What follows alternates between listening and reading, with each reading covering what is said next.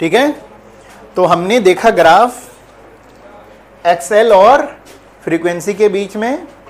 Frequency आपका independent quantities है इसलिए एक्स एक्सिस पर है, और एक्सएल फ्रीक्वेंसी पर डिपेंडेंट है इसलिए वो वाई एक्सिस पर है, और दोनों का अगर ग्राफ देखेंगे तो डायरेक्टली प्रोपोर्शनल है। ओके, एक्सएल और एफ के बीच में ये ग्राफ बनेगा। ओके, चलिए अब हम देखते हैं किसके लिए, कैपेसिटर के लिए। क्या आप लोग निकाल सकते हैं?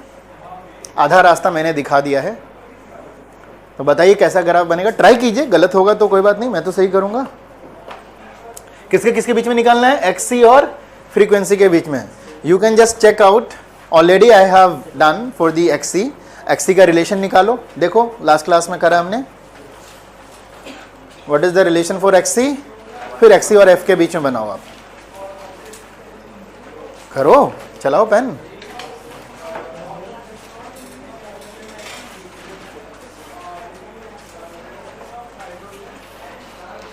मिला?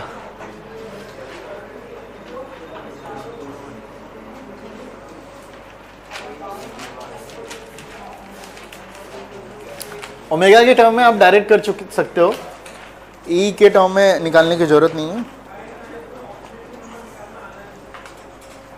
अरे लास्ट क्लास में ही तुम तो लास्ट चैप्टर पहुंच गए क्या शायद? नहीं, ठीक है, ढूंढो कहाँ है। यहाँ कैपेसिटर मिला, देखो क्या आता है, एक्सी क्या होता है। हाँ, एक्सी इज इक्वल टू कितना होता है? 1 omega C. Omega is equal to क्या लिखेंगे हम लोग? 2 पाई एफ या 2 पाई न्यू। न्यू भी बोलते हैं ना फ्रीक्वेंसी को। So what is the relation now? Inverse, है ना। X is equal to 1 by omega C. Omega का वैल्यू कितना हो जाता है? 2 पाई न्यू या 2 पाई एफ का ही है फ्रीक्वेंसी के साथ। तो आपके पास मिल जाएगा X is equal to 1 by 2 pi F. Okay, बाकी ये कांस्टेंट है तो X is inversely proportional to frequency के है। कैसा बनता है, मतलब ये इस तरह का हो गया ना, X Y is equal to constant वाला ग्राफ है। मैथ्स में कैसे पढ़ते हैं इसको? X Y is equal to constant.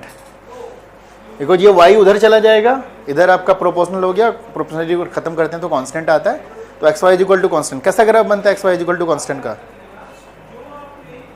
Math में ज्योमेट्री पढ़ा है अभी तुम लोगों ने? मैथ वो वाला ग्राफ, मतलब किसका किसका ग्राफ पढ़ते हैं उसमें? क्या बोलते हैं इसको? हाइपरबोला, पैराबोला, ये सब का पढ़ा है कि नहीं पढ़ा? अभी नहीं पढ़ा? अच्छा, 11th में पढ़ लिया, फिर भी नहीं निकल रहा मुंह से। हाँ, पैरेलल, पैराबोला का क्या होता है इक्वेशन?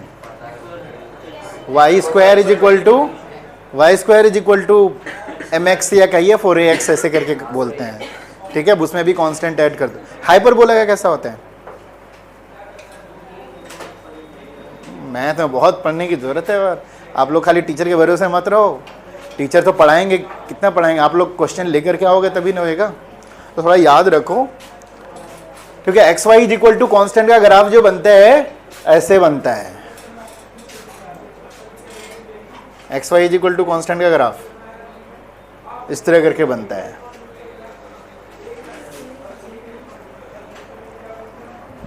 चलो नोट करो, ये हमने देख लिया भाई फ्रीक्वेंसी के साथ कैसे आपका रिएक्टेंस चेंज होता है।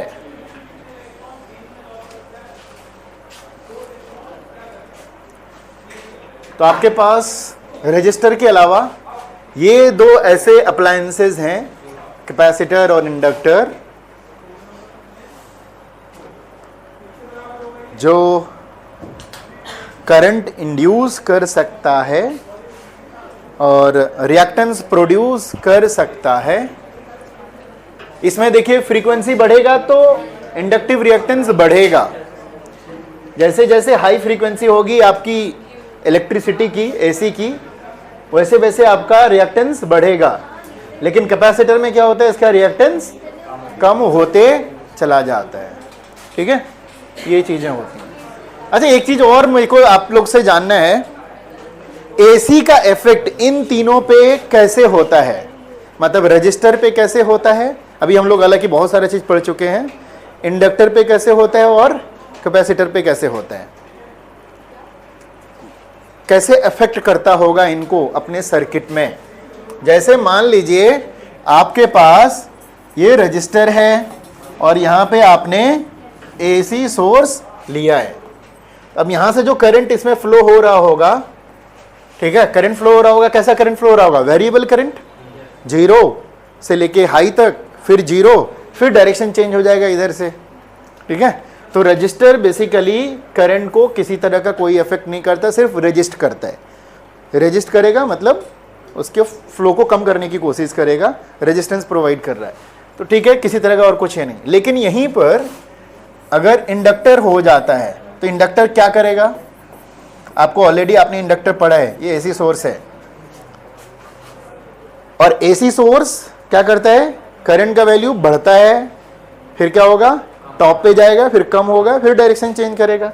इंडक्टर क्या है, आप लोगों ने ऑलरेडी लास्ट चैप्टर में पढ़ा है, वो क्या करता है, अपोज करता है जो भी चेंजेस होंगे, क्योंकि जैसे ही करंट जाएगा इसके अंदर क्या बनाएगा, मैग्नेटिक फील्ड बनाएगा। कैसा मैग्नेटिक फील्ड बनाएगा, वेरिएबल या कांस्टेंट, वेरिएबल, क्योंकि मैग्नेटिक फील्ड जो इसके अंदर होता है वो B इक्वल टू क्या होता है, म्यू इंटू NI। आपका I तो चेंज हो रहा है ना एसी की वजह से, जब एसी की वजह से मैग्नेटिक फील्ड चेंज होगा, और इंडक्टर का तो काम वही है, चेंज के अगेंस्ट काम करना, ठीक है। ये इसको क्या करेगा, हमेशा अपोज करेगा। बढ़ रहा है तो उसको कम करने की कोशिश करेगा, जब कम हो रहा है तो उसको बढ़ाने की कोशिश करेगा, चाहे वो किसी भी डायरेक्शन में हो, पॉजिटिव डायरेक्शन में हो या नेगेटिव डायरेक्शन में हो, उसको भी वो अफेक्ट करेगा, ठीक है।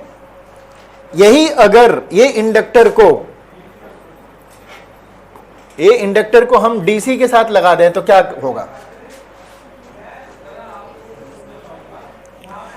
कुछ जनरल नॉलेज भी हो जाए, जो आप लोगों ने क्या समझा है अब तक, इसमें क्या होगा, क्या अपोज करेगा, what is the characteristic of DC current, variable voltage होती है डीसी में। अभी हमने डीसी लगा दिया इंडक्टर के अक्रॉस, अब क्या करेगा ये इंडक्टर, ये इंडक्टर कुछ नहीं करेगा, इट्स अ सिंपली वायर, क्योंकि करंट आपका फिक्स है, सो मैग्नेटिक फील्ड फिक्स है, मैग्नेटिक फील्ड वेरी नहीं करेगा तो अपोज भी नहीं करेगा, EMI वहां पर नहीं होने वाला है, कुछ नहीं होगा। अच्छा, it's a piece of only wire, अब वायर है, मेटल है, तो कुछ ना कुछ रेजिस्टेंस होगा, तो थोड़ा सा रेजिस्टेंस देगा ये, राइट। ये क्या करेगा, रेजिस्टेंस बेसिकली वहां पर प्रोवाइड करेगा ये, तो सिंपली थोड़ा बहुत रेजिस्टेंस हो सकता है, अदरवाइज कुछ नहीं है। अगर आपने प्योर कॉपर का बना दिया तो शायद रेजिस्टेंस भी आप क्या कर सकते हो, उसको रिड्यूस कर सकते हो उस हिसाब से, तो उसमें किसी तरह का कोई इफेक्ट नहीं करेगा। यहां तक क्लियर समझ में आ गया। इसमें तो होता ही था हमारा, ये तो यूज करते ही थे रजिस्टर में, डीसी नॉर्मल करंट गया, ये हो गया। अब तीसरा हमारे पास है, क्या है तीसरा, अगर हमारे पास सर्किट में क्या है, अरे यार क्या है हमारे पास, कैपेसिटर है, ये क्या करेगा बताओ। अच्छा, कैपेसिटर की कहानी जिसने नहीं पढ़ी सेकेंड चैप्टर में, जब हमने इसको किसके साथ लगाया था, एक बैटरी के अक्रॉस लगाया था, डीसी के अक्रॉस। ध्यान दो, जब बैटरी लगाते हैं कैपेसिटर में तो क्या होता है, ये पॉजिटिव पोल है, ये नेगेटिव पोल है, ये पॉजिटिव चार्ज देता है और इस प्लेट को क्या करता है, फुल्ली चार्ज कर देता है, और ये वाला क्या होता है, नेगेटिव चार्ज से चार्ज होता है, और जब इसका भी पोटेंशियल इसके बराबर हो जाता है और ये फुल्ली चार्ज हो गया, कैपिटल क्यू आ गया, इसका पोटेंशियल इसके अबाउट होगा क्योंकि इसके पैरेलल है, तो इसके ऊपर फुल चार्ज आ जाएगा, इसके कैपेसिटेंस जो भी होगा वहां से आप कैलकुलेट कर सकते हो। एक बार फुल चार्ज हो गया तो उसके बाद there is no change of the charge on this plate, इसका मतलब there is no current in the circuit. Current क्या हो जाता है, खत्म, नो करंट, बिकॉज करंट किससे मिलता है, किसी भी सर्किट में करंट कब मिलता है, जब चार्ज का फ्लो होता है। जैसे ही ये चार्ज यहाँ पे फुल हो गया तब तो चार्ज का फ्लो होगा ही नहीं, चार्ज का फ्लो नहीं होगा तो करंट नहीं होगा। तो इसका बहुत ये सब मतलब देख करके ना, इसके बहुत सारे एप्लीकेशंस हैं, अभी आगे देखेंगे। फुल्ली चार्ज हो गया, इसके अंदर एनर्जी भी स्टोर हो जाती है, तो याद होगा हमने इसका एनर्जी निकाला था हाफ CV² करके, इसके अंदर एनर्जी स्टोर हो गया। अब आप इसको डिस्कनेक्ट भी कर दोगे तो अब इसके अंदर एनर्जी स्टोर हो गया, इसको आप कहीं अलग जगह यूज भी कर सकते हो। कैसे यूज करोगे, क्योंकि इसके पास एनर्जी है, इसको वापस से अगर यहाँ से काट करके एक दूसरा रजिस्टर लगा के इसको कनेक्ट करोगे तो ये क्या करेगा, फौरन ये डिस्चार्ज होना स्टार्ट हो जाएगा, चार्ज का फ्लो होगा और इसके अंदर करंट देगा, लेकिन ये करंट मोमेंटरीली रहेगा। जैसे ही ये चार्ज जा करके वहां पे नेगेटिव के साथ न्यूट्रलाइज हो जाएगा, खेल खत्म। तो एक मोमेंटरीली आपको करंट मिलेगा, बल्ब जलेगा और खत्म हो जाएगा। ओके, तो बेसिकली डीसी में क्या होता है, एक बार ये फुल्ली चार्ज हो गया, सो माइक्रो सेकंड के बाद एक बार जैसे ही फुल्ली चार्ज हो गया तो आपको सर्किट में करंट नहीं मिलेगा, सो करंट जीरो हो जाता है। लेकिन व्हाट हैपेंस जब हम एसी के साथ करते हैं, क्या करेगा बताओ, क्या करता है ये डीसी? कभी ये प्लस और ये माइनस, कभी ये माइनस और ये प्लस। क्या ये भी करंट को बंद कर देगा या करंट हमेशा मिलेगा? कुछ लोगों ने इसका आंसर ऐसे दिया था, ये है ना, हमारा एसी ऐसे है तो ऐसे करके बीच से निकल जाएगा,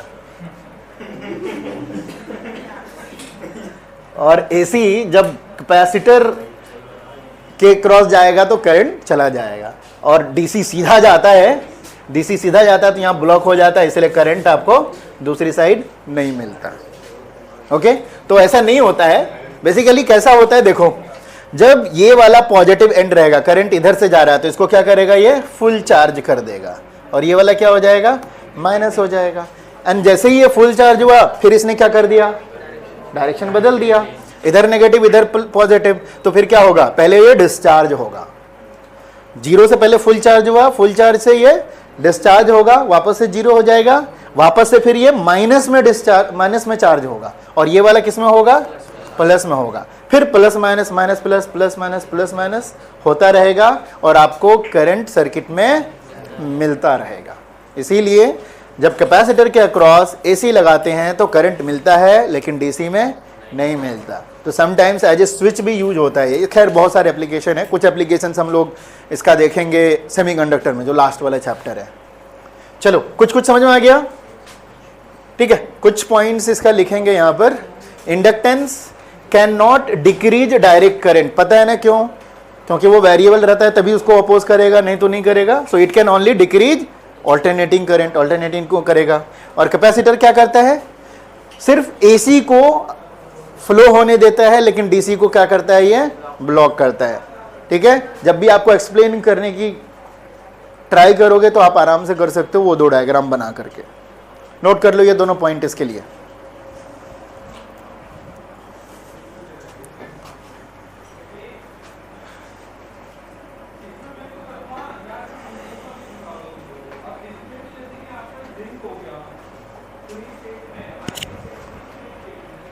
क्यों का पता है ना, दोनों पॉइंट एक्सप्लेन है अच्छे से आपको।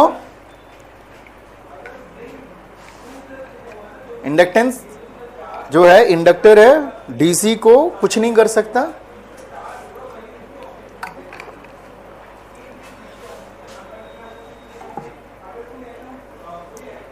लेकिन एसी को अपोज करेगा। कैपेसिटर एसी को अलाउ करता है और डीसी को ब्लॉक करता है।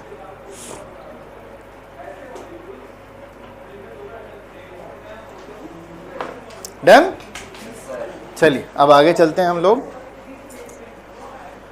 बात करते हैं पावर की। वोल्टेज करंट तो देख लिया हमने इंडक्टिव सर्किट में, कैपेसिटिव सर्किट में। अब पावर कितना करेगा वो देखते हैं। चलें आगे, ठीक है, पावर देखते हैं। अरे हाँ, पावर निकालेंगे। अच्छा, पावर इन ए रजिस्टर हमने ऑलरेडी निकाला है, right. Power in A register पहले ही शुरू में निकाल लिया था, जिससे हमने IRMS भी निकाला था, राइट, वो सारे निकाल लिए। अब हम निकालेंगे पावर नंबर 1। किसमें? सबसे पहले हमने इंडक्टर पढ़ा, कैपेसिटर पढ़ा, इंडक्टर पढ़ा है। इन इंडक्टर बहुत सिंपल सा है, पावर का फॉर्मूला आपको पता ही है। क्या होता है पावर का फॉर्मूला? V इंटू आई, या फिर I² R। तो R के जगह पर यहां पर XL हो जाएगा। तो जैसे चाहो वैसे करो। तो V और I कर देते हैं। तो बताना जरा सा, इंडक्टर में V कितना था और I कितना था? V तो था आपका E0 sin ओमेगा t, और I बताना कितना आया था? आई नॉट कितना साइन, अरे डायरेक्ट कर दो ना, कॉस ओमेगा टी आया था हमारा, कितना आया था कॉस ओमेगा टी, इतना ही तो था जिसको हमने क्या कर दिया था sign omega T minus pi by 2 में कन्वर्ट कर दिया था। चेक कर लो सब कोई, माइनस में था कि प्लस में, वो बताना जरा। कॉस ओमेगा टी माइनस में था ना शायद, बताओ पक्का?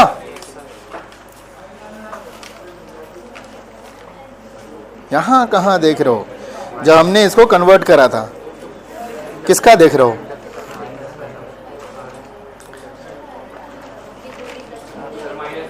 हाँ माइनस में रहा होगा, यहाँ माइनस कॉस ओमेगा टी, तो ये होगा कितना minus I not cos omega T, right.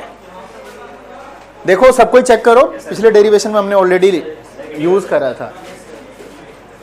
तो v का इतना हो गया और i का cos omega minus cos omega t को हमने कर दिया था sign omega T minus pi by 2, convert कर रहा था उसको, कन्वर्जन भी लिखवाया था मैंने। चलो अब देखो ये कितना हो जाएगा, minus E not I not sign omega t into cos omega T. इसको सिंगल में कन्वर्ट करना है ना, तभी तो हमें पता चलेगा कि क्या हो रहा है। तो एक फॉर्मूला है, क्या फॉर्मूला है, sine 2 theta is equal to कितना होता है, twice of sine theta into cos theta. तो अगर इसको हम 2 से मल्टीप्लाई करके 2 से डिवाइड कर दें तो ये 1/2 इधर आ जाएगा, e not by i not by 2 twice of sine omega t into cos omega t को हम लोग लिख सकते हैं sine of twice of omega t. Can we write like this? ये हमारे पास पावर का आ गया। हाँ बोलो।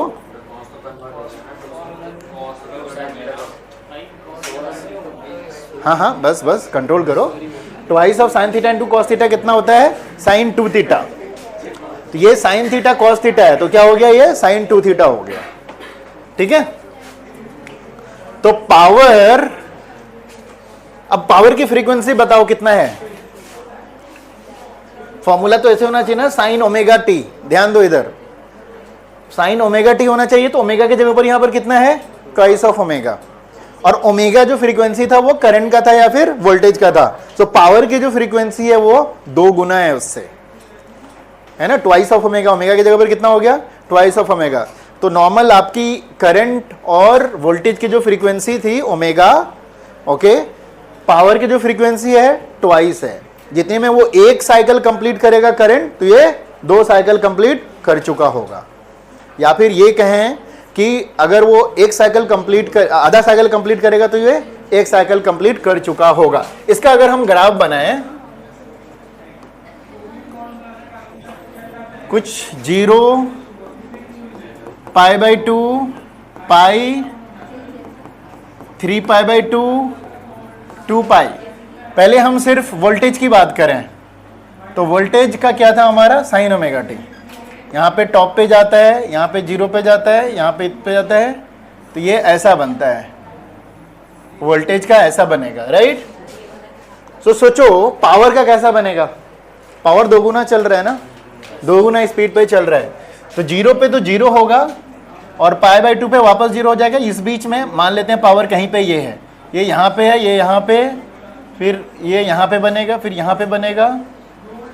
इसके सामने इसका लाइन ले लेते हैं, इसका सामने ये यहाँ है, यहाँ है, यहाँ है, यहाँ है, इसके फास्ट चल रहा है ना, ये यहाँ है, यहाँ है, यहाँ है, यहाँ है।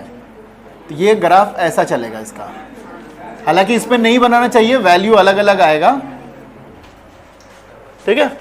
वोल्टेज 1 साइकिल कंप्लीट किया तो पावर 2 साइकिल कंप्लीट कर लिया। लेकिन अगर हम एवरेज पावर की बात कर रहे हैं इन 1 साइकिल, ठीक है, कितना होगा, ये प्लस है 1 साइकिल में, फिर माइनस। खुद के अगर पावर का खुद का साइकिल देखें तो net power in a cycle कितना हो जाएगा, 0, क्योंकि आधा साइकिल में ये प्रोड्यूस कर रहा है तो नेक्स्ट आधा साइकिल में कंज्यूम कर रहा है। तो नेट पावर क्या हो जाता है, 0। तो किसी भी सर्किट में अगर इंडक्टर लगाते हो तो आपका कोई लॉस नहीं होता है। हाँ, अगर रेजिस्टिव थिंग्स अगर हो गया, आपने ऐसा मटेरियल का बना दिया कि उसके अंदर रजिस्टर भी है। इंडक्टर कैसे बनाते हो आप? ऐसे ऐसे घुमा घुमा करके ना, लेकिन बनाओगे तो किसी ना किसी मटेरियल का बनाओगे। जब मटेरियल का बनाओगे तो उस मटेरियल का रेजिस्टेंस भी तो होता है। तो एज ए रजिस्टर थोड़ा बहुत वो कर सकता है, जिसको आइडियल में हम लोग रेजिस्टेंस क्या मान के चलते हैं? 0। बट इंडक्टर है तो इंडक्टिव वाला जो नेचर है उसके वजह से क्या हो जाएगा? आपका पावर 0। उसके वजह से कोई पावर लॉस नहीं होता। तो आपके सर्किट में अगर इंडक्टर है तो उसके वजह से कोई लॉस नहीं होता। नोट कीजिए, नीचे लिखवा देता हूं मैं आपको।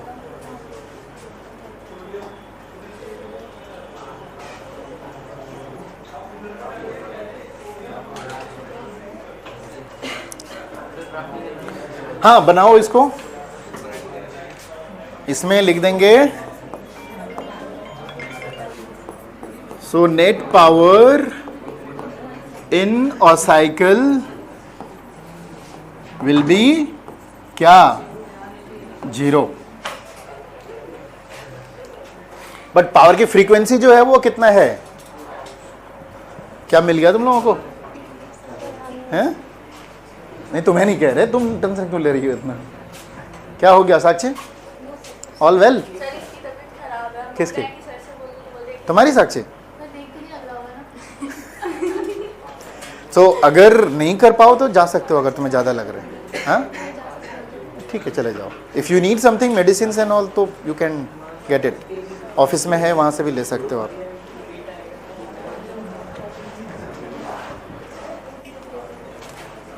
हंसी खुशी जैसे वो लगता नहीं है वैसे। अच्छा, ठीक है, कोई दिक्कत नहीं, जाओ। चलो, हो गया। चलिए, similar things can you do for the capacitor? Capacitor के लिए करो, अपने से करो। कैपेसिटर के लिए करो।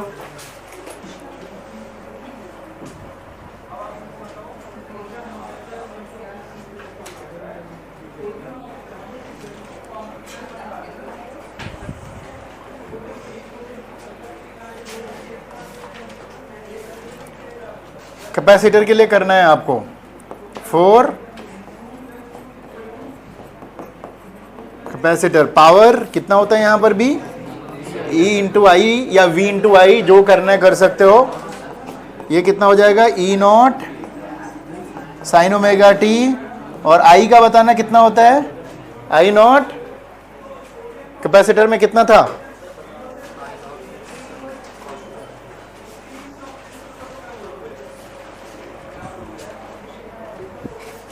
तुम अपना निकाल लो, अपना भी करने की जहमत करो। हाँ, यही कर लो ना cos ओमेगा टी। अरे गुरुजी, हाँ, चलो कितना हो जाएगा? ये cos ओमेगा टी है। ये हो जाएगा again E0 I0 sign omega t into cos omega T. हम क्या कर देंगे यहाँ 2 से मल्टीप्लाई एंड डिवाइड। ये कितना हो जाएगा? E0 I0 sign 2 omega T.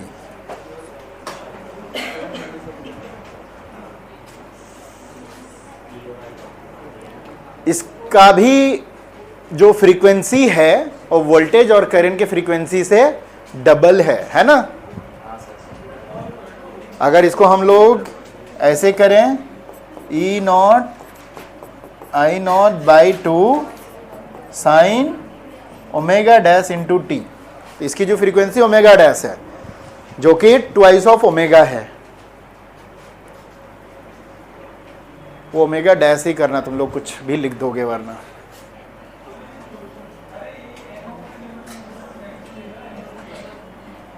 Sine omega dash into T. So omega dash जो पावर की फ्रीक्वेंसी है वो ट्वाइस ऑफ ओमेगा है, मतलब वोल्टेज और करंट की फ्रीक्वेंसीज का 2 गुना है। लेकिन अगर एवरेज पावर यहां पर भी निकालेंगे क्या हो जाएगा? 0 हो जाएगा। तो इसका भी, इसको नेट या एवरेज दोनों चीज लिख सकते हो। इन्हें साइकिल कर दिया ना, एवरेज हाँ, पावर की अपनी फ्रीक्वेंसी है, एंगुलर फ्रीक्वेंसी, तो omega dash twice of omega के बराबर हो गया ना। Net power in a cycle कितना हो जाएगा, एज 0। चलो हो गया। तो दोनों के पावर में क्या फर्क है, कोई बता सकता है? इंडक्टर ऊपर है, कैपेसिटर नीचे है, एक माइनस में और एक प्लस में है, लेकिन दोनों की फ्रीक्वेंसी सेम है, दोनों का मैग्नीट्यूड सेम है, दोनों का वेरिएशन सेम है। ठीक है, तो अगर आप ग्राफ बनाएंगे, इन दोनों का एक साथ ग्राफ बनाएंगे, ठीक है, एक का पावर ऊपर से जा रहा है, नीचे जा रहा है, ऊपर से नीचे, तो दूसरे का कैसा जाएगा, वो ऐसे जाएगा, जाएगा ऐसे, वो प्लस है तो ये माइनस है। ठीक है, अब एक बात बताओ, अगर सर्किट में ये दोनों मिलके आ जाएं एक साथ तो क्या होगा? दोनों एक दूसरे को क्या करेंगे, कैंसिल आउट करेंगे। ठीक है, एक प्रोड्यूस कर रहा है तो दूसरा कंज्यूम कर रहा है, और जब दूसरा वाला प्रोड्यूस कर रहा है तो पहला वाला कंज्यूम कर रहा है, तो दोनों एक दूसरे को नलीफाई कर रहा है। दोनों एक दूसरे को क्या करता है, नलीफाई करता है। ये हम आगे चल करके अभी देखेंगे। ठीक है, चलिए निकाल लिया, दोनों ही पावर कंज्यूम नहीं करता है किसी भी सर्किट में। हो गया, चलो भाई क्लियर हो गया। बहुत मतलब अच्छा कॉन्सेप्ट है ये इसका, इसमें और इसके ऊपर ऑब्जेक्टिव्स क्वेश्चंस बहुत सारे आते हैं। फ्रीक्वेंसी का आता है पूछने के लिए कि पावर की जो फ्रीक्वेंसी होगी करंट और वोल्टेज की फ्रीक्वेंसी से डबल होती है। ठीक है, चलो एनी क्वेश्चन स्टिल हियर? ये तुम्हारा गोला छोटा होते चला जाता है, ये कौन तरीका है बनाने का?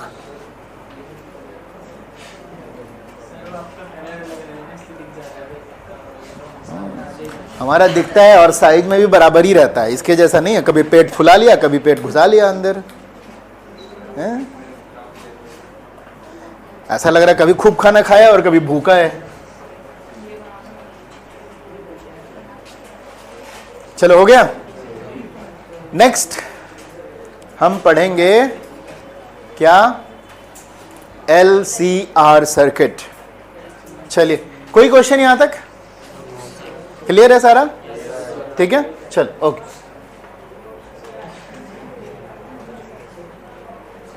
LCR सर्किट, और ये LCR, L का मतलब क्या है, इंडक्टर, C का मतलब कैपेसिटर, R का मतलब रजिस्टर, ये तीनों एक ही सर्किट में है। और कैसा है इनका कॉम्बिनेशन, सीरीज में है। That's what we are going to do. तीनों एक साथ प्रेजेंट रहेंगे।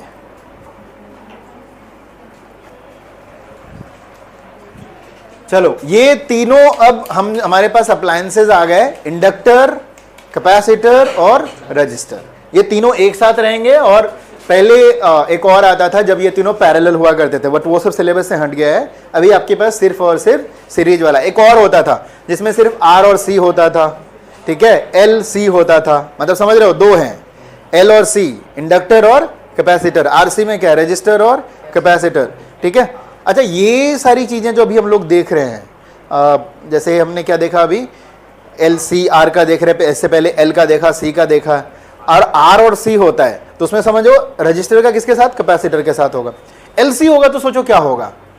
एक चीज तो हमने देख लिया अभी ऑलरेडी कि दोनों मिल करके नेट पावर कंजम्पशन क्या कर देगा, 0, क्योंकि एक वक्त में अगर वो पॉजिटिव है तो दूसरा नेगेटिव है। तो यहाँ पे एक LC ऑसिलेशन भी होता है, वो हम आगे चल करके पढ़ेंगे एक टॉपिक कंप्लीट करने के बाद। LC ऑसिलेशन का मतलब ये जो पावर कंजम्पशन का फर्क पड़ रहा है एक दूसरे से, वो कैसे करेगा, वो करंट को कैसे अफेक्ट करेगा, आपके सीरीज में, सॉरी आपके सर्किट में जो करंट होता है ना, करंट को कैसे अफेक्ट करने वाला है वो चीज।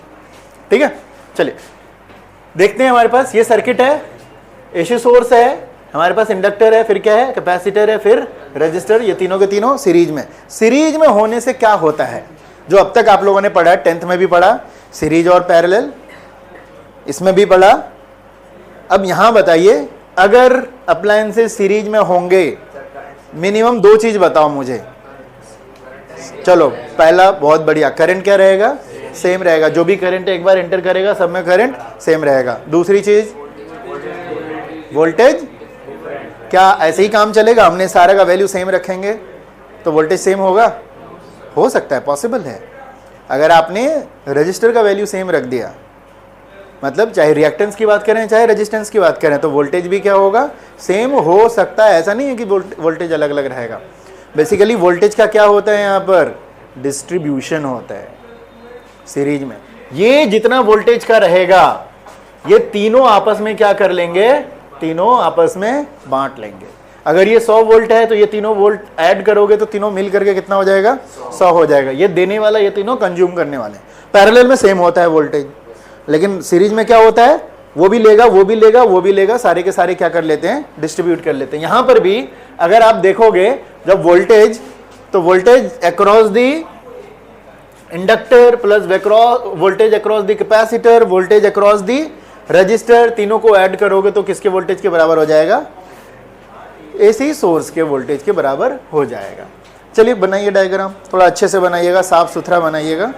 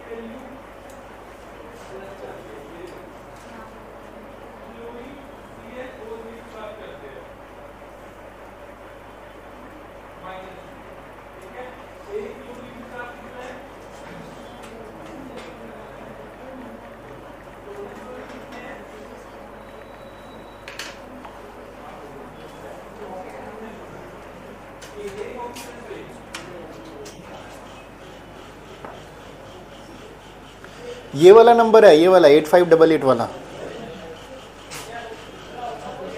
हाँ, 8 जिससे बात कर रहे हैं अभी, 8588036317 वाला जो है, लास्ट में 17 है। हाँ,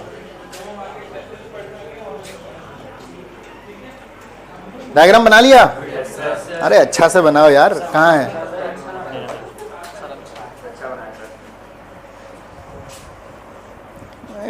तुम्हारा ना एकदम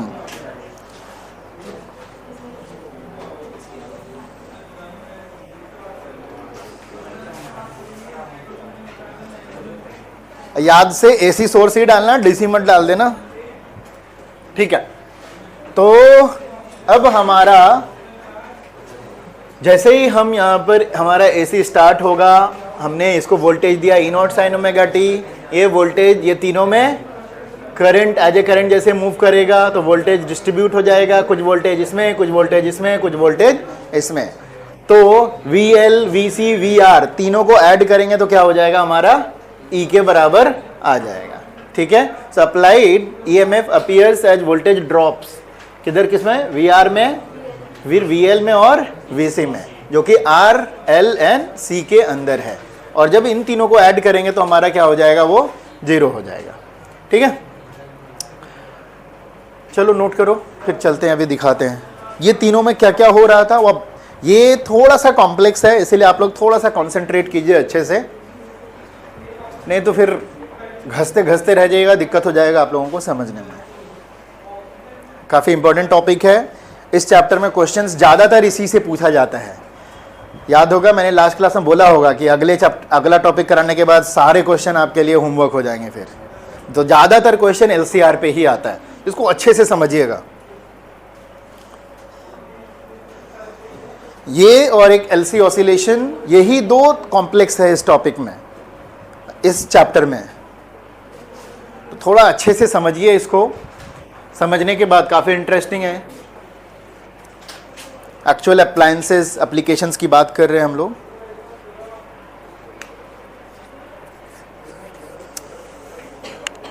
हो गया?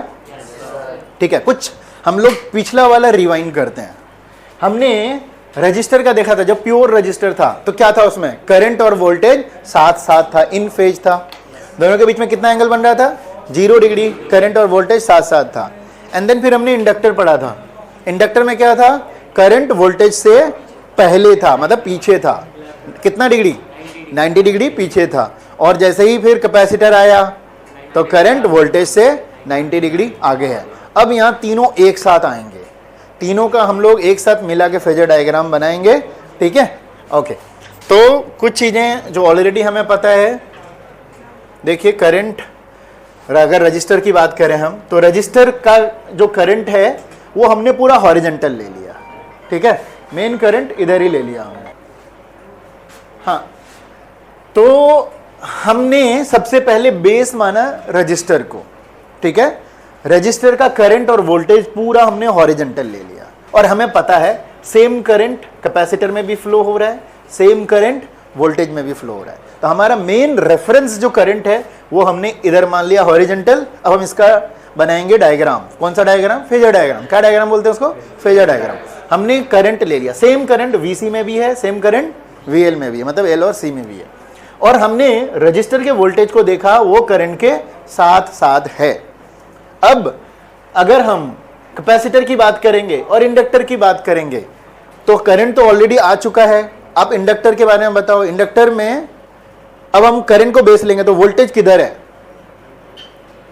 इंडक्टर में याद करो, करंट नीचे है तो वोल्टेज ऊपर है, क्योंकि हमने वहां पे ये पढ़ा था कि करंट वोल्टेज के पीछे रहता है 90 डिग्री, तो इसका मतलब वोल्टेज करंट के आगे रहता है।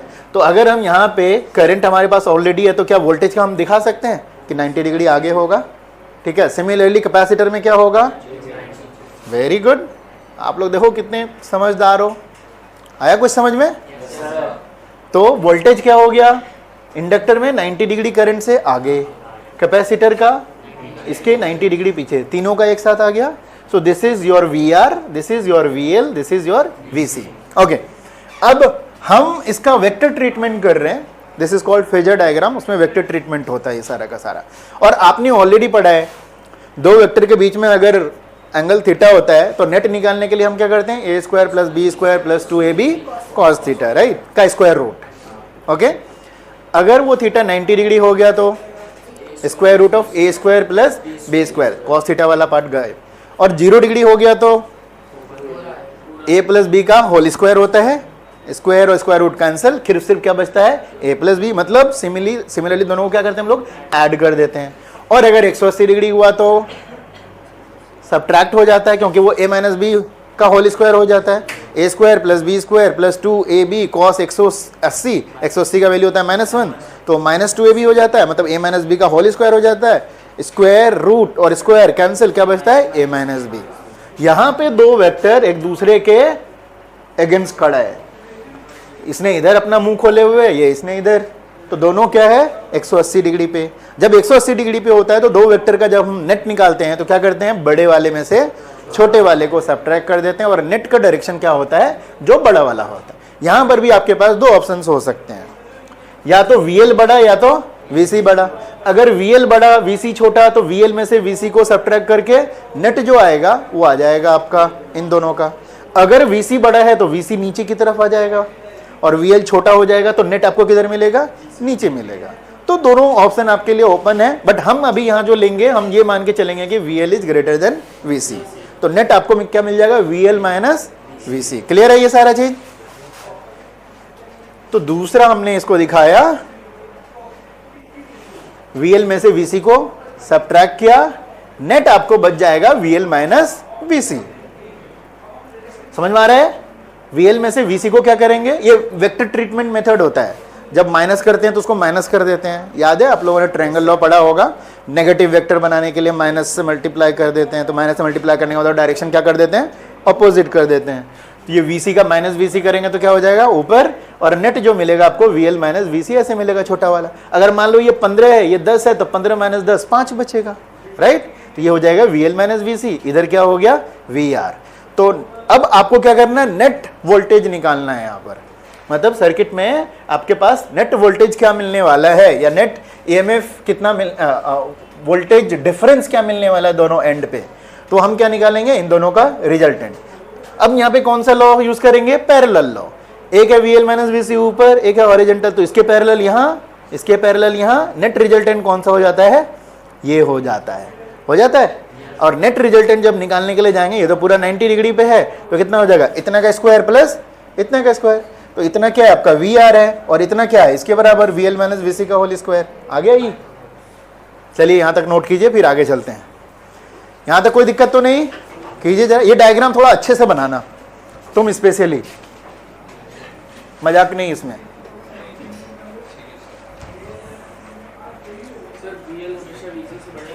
नहीं, मैंने बोला ना दोनों ऑप्शन हैं, हमने एक ने एक को तो लेना था ना, तो हमने ये ले लिया। But it could be greater than, मतलब VC could be greater than VL. But generally क्या देखा गया है कि वीएल वीसी से ही बड़ा होता है, बट एनीवे कुछ भी हो सकता है, आपकी मर्जी है ना सर्किट में क्या रखना है, किसका बड़ा वैल्यू रखना है।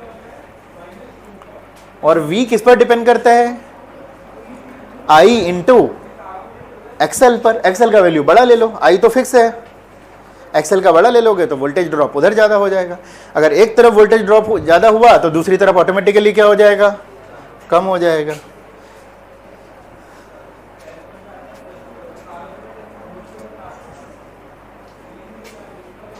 तीनों अलग अलग डायग्राम बनाना।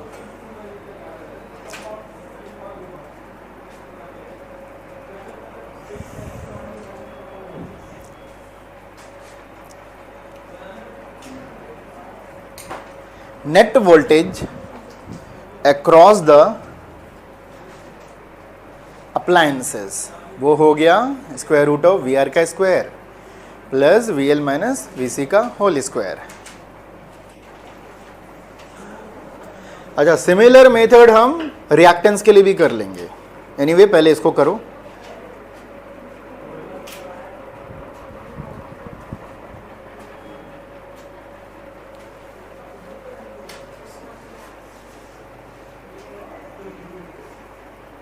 ई है, वो स्क्वायर खत्म करेंगे तो उधर जाके स्क्वायर रूट हो जाएगा। तो ये स्क्वायर रूट कभी कभी छोटे में भी लिखते हैं, लेकिन अगर आप चाहो कि ना सर मैं नहीं मानूंगा, तो आप ऐसे कर सकते हो। ठीक है?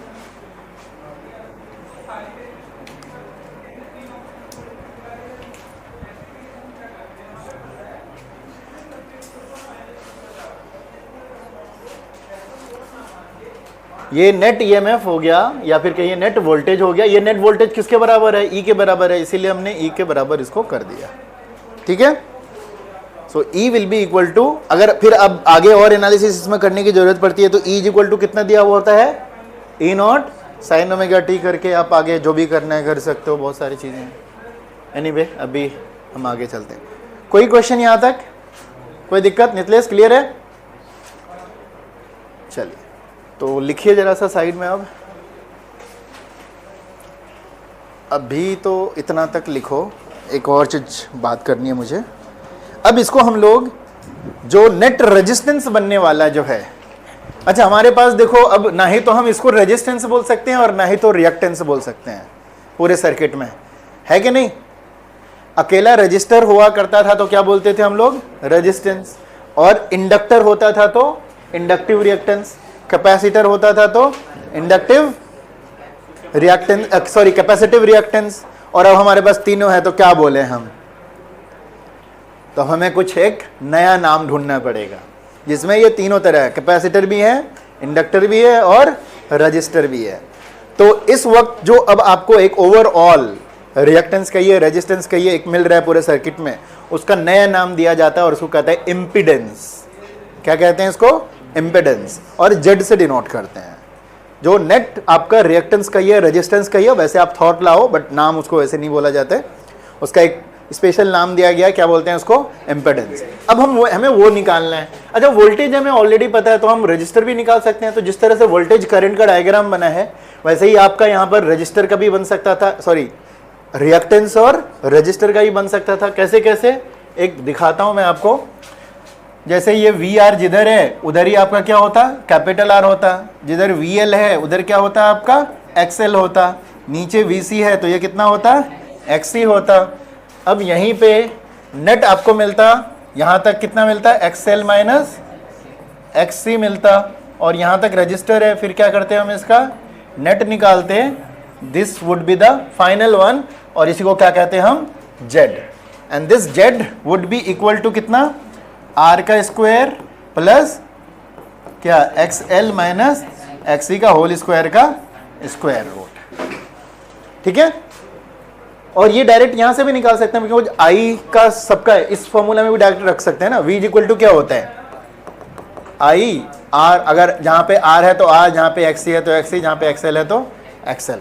तो हर जगह रखोगे, यहाँ पे हो जाएगा आई कैपिटल आर का स्क्वायर, आई एक्सएल का square minus I X C का स्क्वायर, आई सारा का सारा कॉमन, और ये ई जो है ये हो जाएगा आई इंटू जेड, आई आर या फिर ओवरऑल रेजिस्टेंस आई जेड। तो हर जगह यहाँ से आई कॉमन लेते हैं और सारा का सारा खत्म, लेकर के देख लेते हैं, ये आई जेड हो जाता, ये आई आर का स्क्वायर, यहाँ पे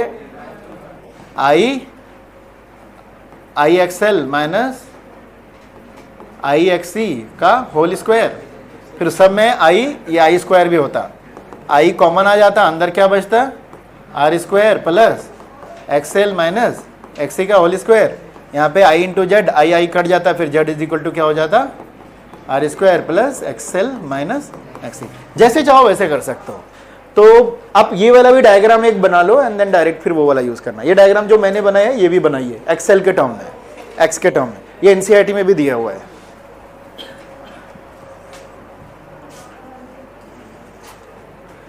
अब ये जो डायग्राम बना है इसको बोलते हैं इम्पिडेंस डायग्राम, जो रजिस्टर के लिए है इसको क्या बोलते हैं, इम्पिडेंस डायग्राम,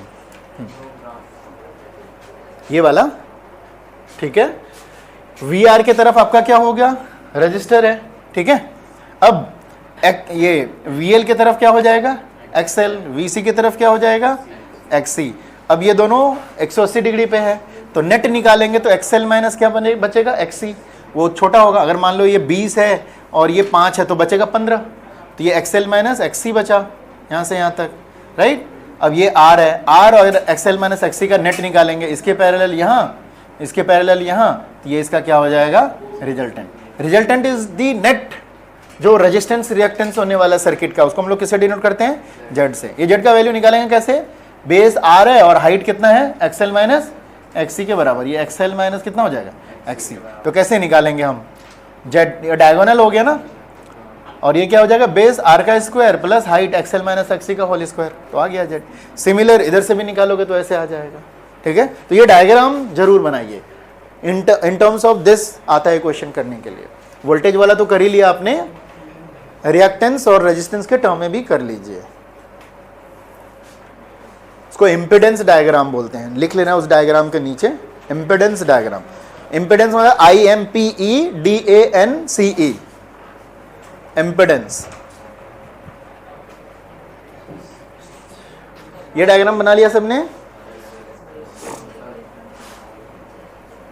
अच्छा, वो ऑप्शन हमेशा ओपन रखिएगा जो मैंने बोला, हो सकता है कि एक्ससी क्या हो, बड़ा हो, एक्सएल छोटा हो, तो नेट क्या हो जाएगा, एक्ससी माइनस एक्सएल हो जाएगा, और वो रिजल्टेंट किधर बनेगा, इधर ऐसे ऐसे बनेगा, है ना। तो वो ओपन रखिएगा माइंड में। ऐसा नहीं है कि सर ने ऐसा पढ़ाया यही सही होगा, कहीं और नीचे की तरफ हो गया तो नहीं, सर ने तो गलत पढ़ा दिया, या फिर ये जो पढ़ा रहा है वही गलत पढ़ा रहा है। तो ओपन रखना है ये। हालांकि फाइनल जब आप यहाँ जेड निकालोगे ना तो यहाँ कोई फर्क नहीं पड़ता कि एक्सएल बड़ा है कि एक्ससी बड़ा है कि नहीं। देखो एक्सएल माइनस एक्ससी का होल स्क्वायर है, इवन एक्ससी माइनस एक्सएल होगा तब भी रिजल्ट सेम ही आएगा, बिकॉज स्क्वायर ओवरऑल का माइनस जो भी होगा वो प्लस हो जाएगा। तो देखिए फाइनल हमें करंट निकालना है, तो current I is equal to कितना हो जाएगा, E बाई जेड, इसको जेड कहते हैं।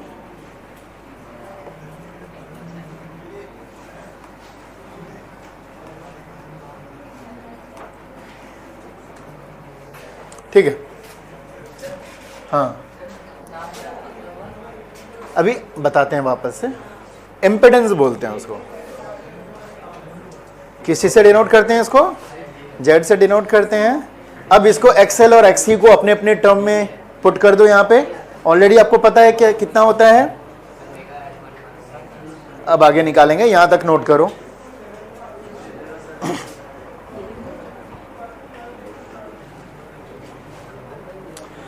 नेट जो वोल्टेज है E, I के साथ वो फाई एंगल बनाता है, ध्यान रखिएगा। या वी आर के साथ कितना एंगल बना रहा है, फाई एंगल बना रहा है।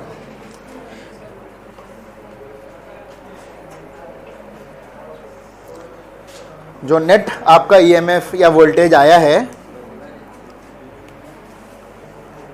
हॉरिजॉन्टल, मतलब करंट और वी आर के साथ कितना एंगल बना रहा है, फाई।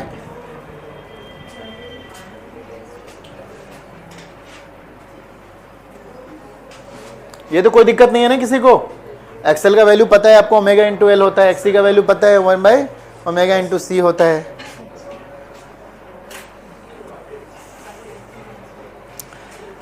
अब ये जो नेट आपका बनने वाला है, नेट रिजल्टेंट ईएमएफ कहिए, नेट रिजल्टेंट रेजिस्टेंस कहिए, दोनों में ये एंगल हॉरिजॉन्टल के साथ कितना बनता है, फाई। और जब ये फाई निकालिएगा tan फाई करके, ये होता है P बाई बी, यही होता है ना P बाई बी। तो आपका रेजिस्टेंस वाला जो इम्पिडेंस वाला जो आपका डायग्राम है, ये आया होगा XL माइनस XC, और ये कितना आया होगा R। तो tan फाई का वैल्यू इतना हो जाएगा। वो डायग्राम सबने बनाया, इम्पिडेंस डायग्राम, वहां से निकालिए tan phi is equal to XL minus XC by R।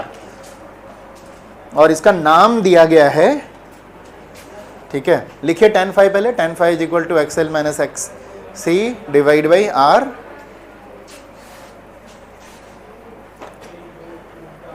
या फिर XL और XC को आप क्या कर दो, ओमेगा L और ओमेगा C के टर्म पुट करो। एक मिनट,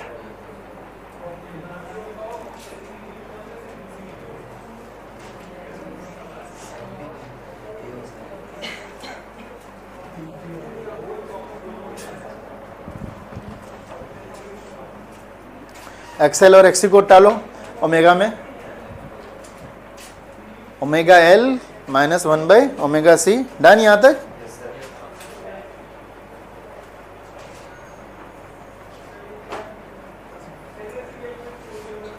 ये सेम था, ओके। लिख दो, एक सेंटेंस नीचे लिखो, वेयर कैपिटल जेड या स्मॉल जो भी लिखा आप तुमने, जेड लिख दो। Where Z is called impedance of the LCR circuit, IMPEDANCE, ये तो सेम है ना आपका, हाँ, impedance of the LCR circuit.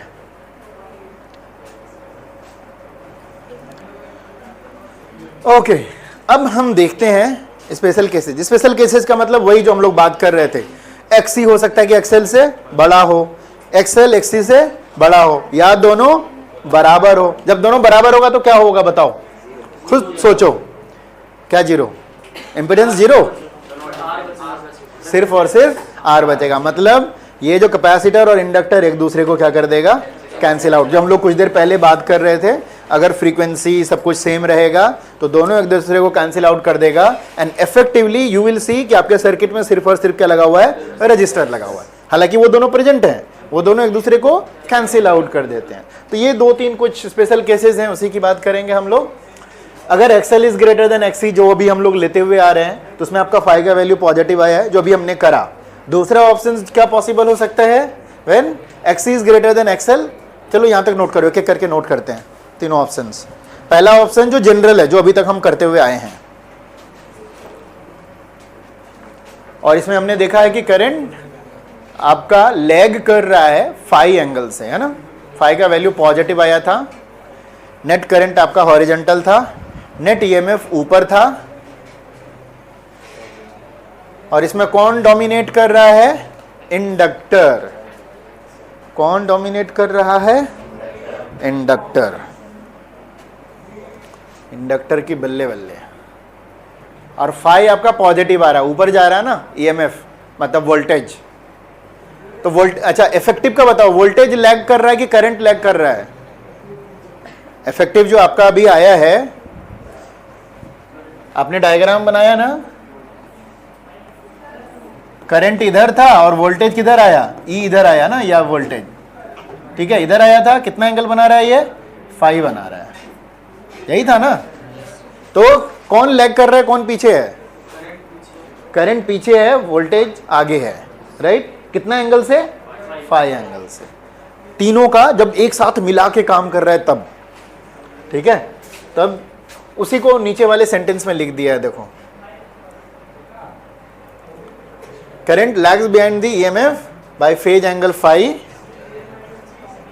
and the LCR circuit is inductance dominated.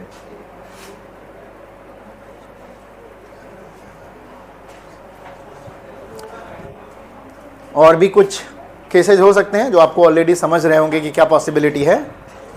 पहली तो ये हो गई। दूसरी, इतना जल्दी है क्या? जो दूसरा ऑप्शन मैंने बोला था क्या, when XC is greater than XL, तो नेट EMF किधर आ जाएगा? नीचे। और उस केस में फाई क्या हो जाएगा आपका? नेगेटिव। अब क्या होगा? वोल्टेज लीड करेगा कि करंट लीड करेगा? इसमें करंट लीड करेगा। वोल्टेज तो नीचे हो जाएगा फाई एंगल से। फाई एंगल आप निकाल लोगे, फाई का फॉर्मूला आपके पास ऑलरेडी है, तो वो वाला सेंटेंस भी डाल ही दें। Current leads the EMF।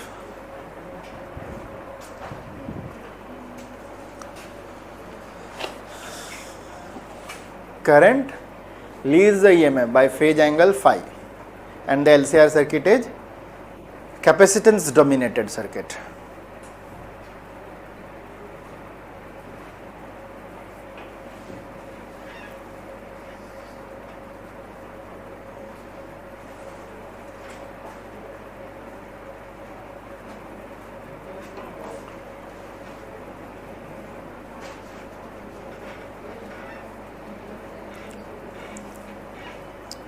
तीसरा का तुम लोग खुद सोच सकते हो क्या होगा?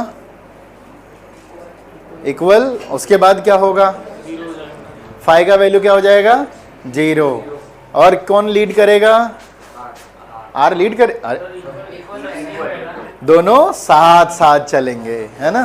XL XC के बराबर, omega L will be equal to omega C, tan phi का वैल्यू 0, और दोनों साथ साथ चलेंगे।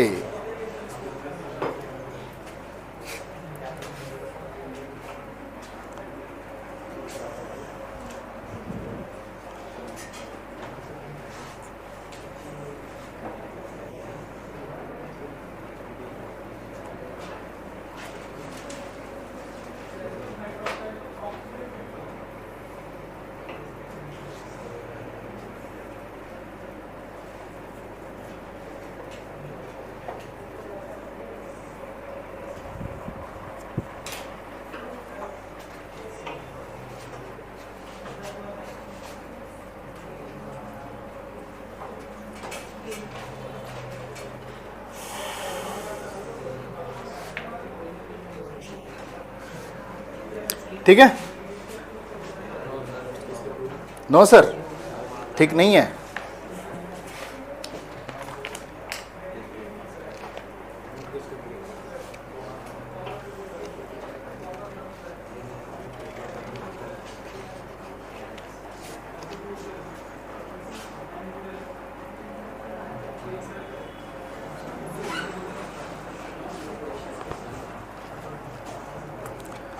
एक क्वेश्चन करो, फिर उसका छुट्टी दे दूंगा मैं।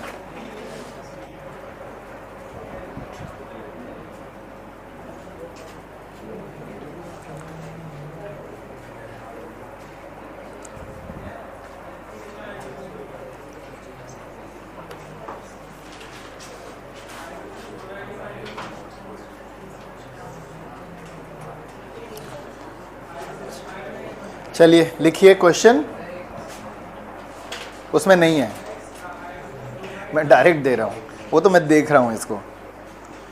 लिखो, बहुत सिंपल सा क्वेश्चन दे रहा हूँ। What is the impedance of the LCR circuit? What is the impedance of the LCR, bracket में चाहो सीरीज लिख देना, LCR series circuit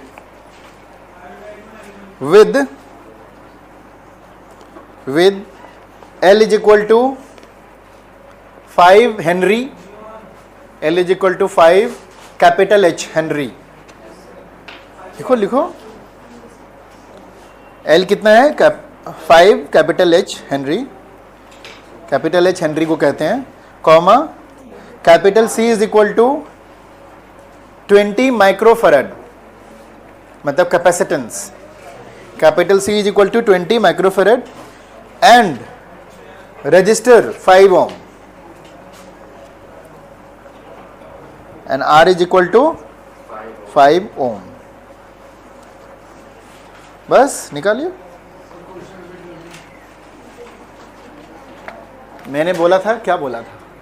find the impedance of the circuit in LCR series circuit.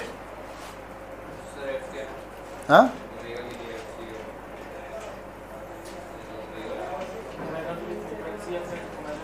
Omega की जरूरत है? हाँ जरूरत है। तो फ्रीक्वेंसी 50 हर्ट्ज ले लो, फ्रीक्वेंसी 50 हर्ट्ज ले लो। और जनरली अगर कहीं दिया हुआ नहीं रहे तो 50 ही लेना, क्योंकि हमारे इंडिया में या फिर इधर एशिया में 50 हर्ट्ज फ्रीक्वेंसी होती है। मतलब कंट्री टू कंट्री कुछ वेरी करते हैं, जनरली पूरे दुनिया में 50 और 60 ही है बस।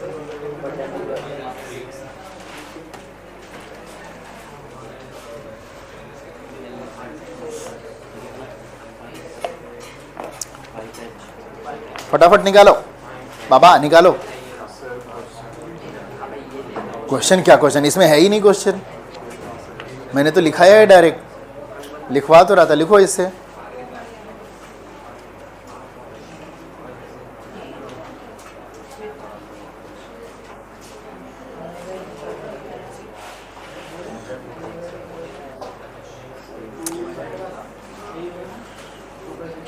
होमवर्क लिख लो तब तक, फिर उसका सॉल्व कर लेना। मैंने देख लिया था एक बार। 7th है, हाँ वेरी शॉर्ट का 7th, 8th। अब शॉर्ट में चलो।